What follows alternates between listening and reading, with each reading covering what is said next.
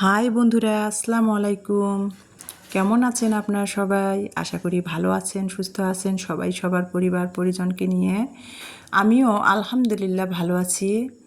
তো প্রতিদিনের মতো আমার আজ আরেকটি ভিডিও নিয়ে আজকেও হাজির হলাম আর কি ডেলি লাইফের। তো এই যে আম নিয়ে এসেছিলাম গতকালকে বিকালে, এটা গতকালকে বিকালে বলতে 6টার পর আর কি, গতকালকে যে ভিডিও এডিট করছি তারপরে আর কি আম নিয়ে আসা হয়েছিল। ইলমার বাবা আম নিয়ে আসছে, তো সেটা আর কি ভিডিও করে একটু রেখে দিয়েছিলাম ক্যামেরাবন্দি করে, সেটাই আমার প্রিয় আপু ভাইদের সাথে শেয়ার করলাম। এজন্যেই যে এখন আমগুলা বর্তমান, মানে এর আগেও আম নিয়ে আসছিল ইলমার বাবা অনেক ভালো, তো এখানে আম নিয়ে আসছে, আমগুলো এত বাজে, হাড়ি ভাঙা আম, আম্রপালি আম, মানে উপরটা দেখে মনে হচ্ছে শক্ত, ভিতরে একেবারে ফরমালিন দেওয়া, নরম। বাচ্চারা আমার খেতেই পারতেছে না। আর যদিও আমার বাচ্চারা একটু শক্ত শক্ত আম পছন্দ করে, একবারে পাকা নরম আমটা পছন্দ করে না, কেটে দিলে কাঁটা চামচ দিয়ে খায়, তাছাড়া এমনি আম কখনোই ওরা খেতে নরম আম খায় না। তো ইলমার বাবা শক্ত শক্ত আম দেখে নিয়ে আসলে হবে কি, আমগুলা 60 টাকা কেজি নিছে, কিন্তু ঠকছে, ফরমালিন দেওয়া, উপরটা শক্ত ভিতরটা একেবারে গলা, খাওয়া যাচ্ছে না, পচা পচা গন্ধ আসতেছে। কি আর করার, আমগুলো সব ধরে আমি আর কি দুইটা একটা ট্রাই করলাম, করে দেখতেছি আমগুলো ভালো না, সব ধরে ফালাই দিলাম, লস খাওয়া হলো, আর কি করার। তো যাই হোক, তারপরে এটা হলো আজকে রোজ রবিবার, আজকের আর কি ভিডিও। তো এই যে ইলমার বাবা আর কি চলে যাচ্ছে চাকরি থেকে, ইলমার বাবা দুদিনের ছুটি নিয়ে এসেছে। তো দুদিনের ছুটি শেষ, ইলমার বাবা চলে যাবে। তো সকালবেলা ইমানি, যেহেতু আজকে ইমানির পদার্থবিজ্ঞান পরীক্ষা আছে, তো সেই জন্য আর কি ইমানি পরীক্ষা দিতে যাবে, রিভাইজ দিচ্ছিল। আর ওর বাবা ওর ইউনিফর্ম আর কি আয়রন করে দিচ্ছিল। যদিও আমার মেয়ে আর কি, বড় মেয়ে, ওর কাজ ও নিজেই করে, কাউকে করতে দেয় না। ওর বাবা বলছে দাও, আমি করে দেই, একা একা তো তোমার মাই, আমি যখন থাকি না তোমার মা তো সব কাজ তোমার মাই করে, বাজার করা, রান্না করা, তোমাদের সামলায়, মানে আমার মেয়েকে বলতেছে, সব কিছু তোমার মা করে, আমি তো থাকি না, চাকরির ক্ষেত্রে যদি বাইরে থাকি, একটু দাও, তোমাদের একটু সেবা করার সুযোগ দাও, মানে দুষ্টামি করতেছিল। আর মেয়ের আর কি, বড় মেয়ের স্কুল মানে কলেজের ইউনিফর্মটা আয়রন করে দিল, মেয়ে রেডি হয়ে কলেজে যাবে পরীক্ষা দেওয়ার জন্য। আর এদিকে আমি আজকে আবার নাস্তা বানিয়েছি, নাস্তা কোনো বানাই নেই বলতে, আজকে গরম ভাত রান্না করেছি, ফ্রিজে গতকালকে তরকারি ছিল, ডাল, মাছের পটল দিয়ে সবজি রান্না করেছিলাম সেটা, আর এখানে ডিম ভেজে নিচ্ছি ঝাল ঝাল করে, সেটা দিয়ে আর কি ইমানিও ভাত খেয়ে পরীক্ষা দিতে যাবে, আর ওর বাবাও চলে যাবে। ওর বাবার আবার 10টার দিকে গাড়ি, টিকিট কেটে নিয়ে আসছে গতকালকে এসি গাড়ি, নাবিল পরিবহনের। তো ওর বাবার আজকে 10টার দিকে আর কি গাড়ি, মানে দিনাজপুর থেকে একটু ঢাকা আর কি, ঢাকা যাবে, ঢাকা থেকে আগামীকালকে ওর বাবা সিলেট চলে যাবে, চাকরি আর কি কনফারেন্স আনছে সেখানে, সিলেটে ওদের কনফারেন্স ফেলছে, কোম্পানি থেকে ওদের গাড়ি করে নিয়ে যাবে। তো আজকে ঢাকায় যায় হোটেলে থাকবে ওর বাবা।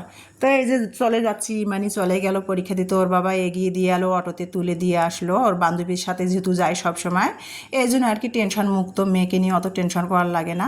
তো এই যে ওর বাবা নাস্তা খেয়ে রেডি হয়ে এখন চলে যাচ্ছে। এই যে দেখতে পাচ্ছেন সকালে গরম গরম ভাত করেছিলাম, যে ভাতটা খেয়ে যেহেতু গাড়ি 10টার দিকে ছাড়বে, 10:30টার দিকে, 6টার দিকে গাড়ি গাবতলী, ঢাকা গাবতলী পৌঁছাবে, তো ভাবলাম যে ভাতেই করি, সবাই একটু আজকে ভাতেই খাবো, গরম গরম ভাত ডিম ভাজি দিয়ে, তো সেটাই করে নিলাম। খেয়ে দিয়ে ইলমার বাবাকে আমি বিদায় করে দিলাম, আমাকে বলছে তোমার বাস স্ট্যান্ডে যাওয়ার দরকার নাই, ইলমা বাসায় আছে, তুমি থাকো। তো ইলমার বাবা চলে গেল।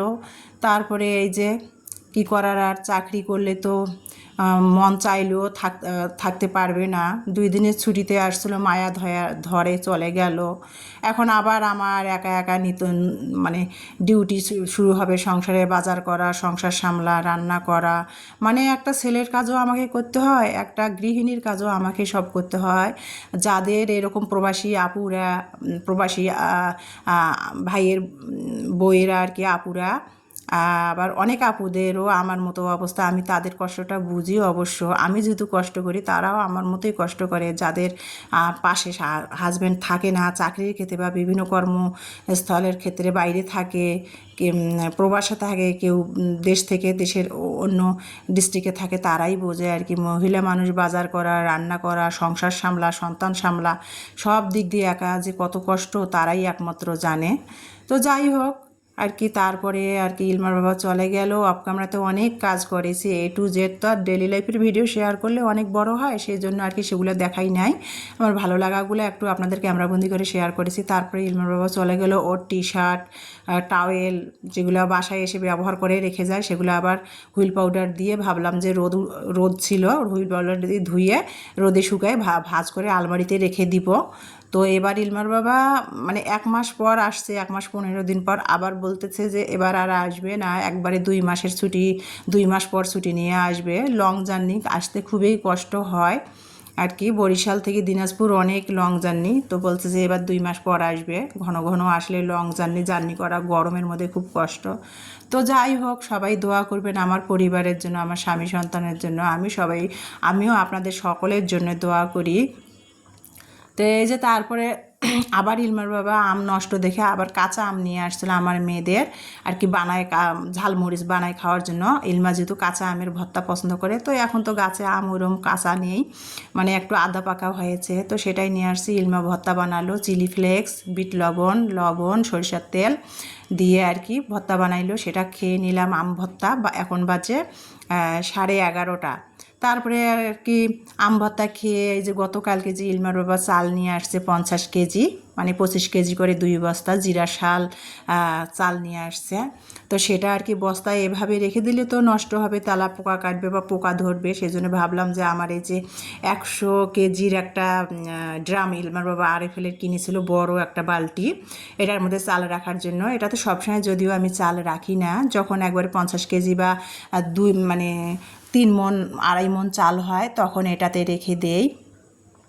তো সেটাই আর কি করতেছি। বালতিটা খালি ছিল, মানে বয়ামটা বড় জারটা প্লাস্টিকের, এটা ইলমার বাবা আমাকে 1000 টাকা দিয়ে কিনে দিয়েছিল চাল রাখার জন্য। তো সেটাতে আর কি গতকালকে যে 50 কেজির বস্তা 2টা নিয়ে আসছে সেটা আর কি প্রসেসিং করে রাখবো। এখন যদিও আমার চাল লাগবে না, বস্তার চাল খাবো না, যেহেতু মায়ের বাড়ি থেকে চাল দিয়ে গেছে সেটাই খাওয়া শেষ হয় নাই এখনও, আরও আমার প্রায় 15-20 দিন যাবেই।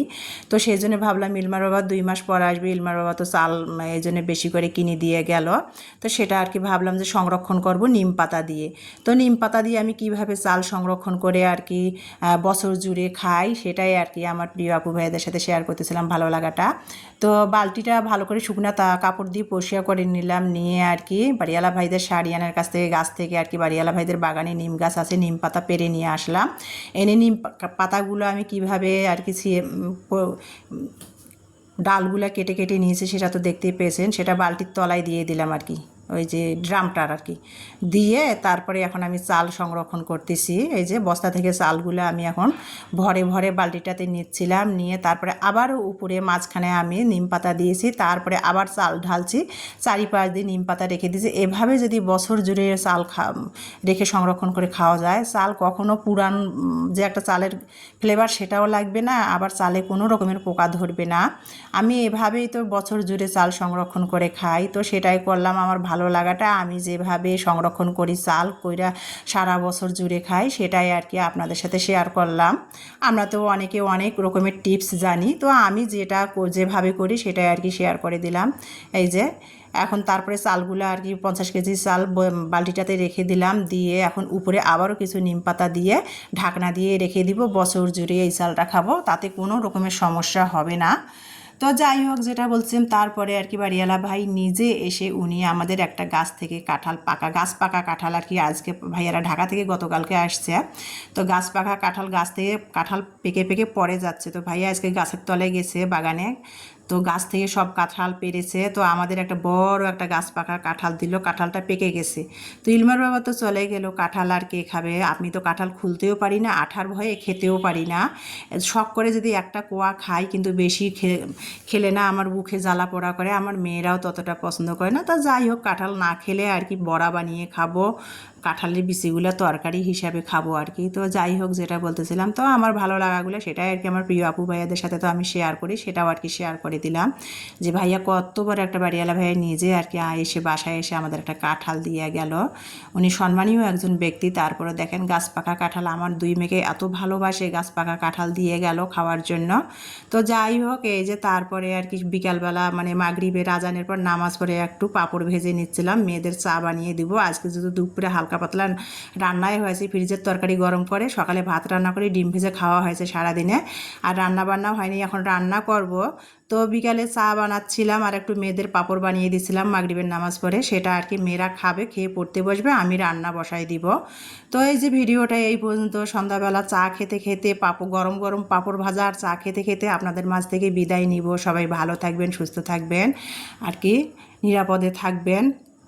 আর এখন বর্তমান দেশের যে পরিস্থিতি, আর কি সবাই সাবধানে থাকবেন। তো আবারও আমার ভিডিওটা দেখার জন্য অসংখ্য অসংখ্য ধন্যবাদ। আবারও সবার কাছ থেকে বিদায় নিয়ে আজকে এখানে ইতি টানতেছি। আল্লাহ হাফেজ।